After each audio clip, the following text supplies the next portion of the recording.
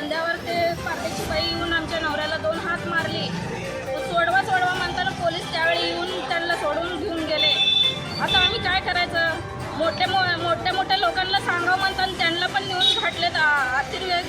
त्यांनी काही केलं नाही तरी त्यांना नेऊन घातलेत. आता आम्ही कोणाला सांगायचं? खोटा आरोप करायला लागला. सगळ्यांना स्वतः मारून घेतले, स्वतः पोलीस स्टेशनला आबदले नाही. त्यांनी असून दंडादुखी करते. कितीच्या दिवसांना आम्हाला त्रास देत होता.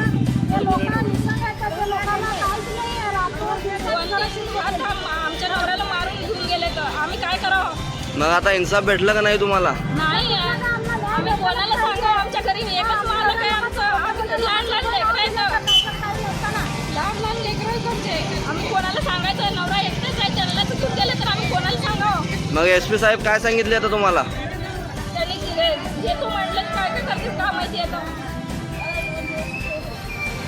2 दिवस थांबा म्हणले तर आता मोठे आंदोलन शिवणार ते मोठ्या लोकांना आम्ही त्यांच्याजवळच जाणार. त्यांनाच घेऊन काढले तर आम्ही कोणाला सांगायचं? आता पुढचं काय करणार तुम्ही?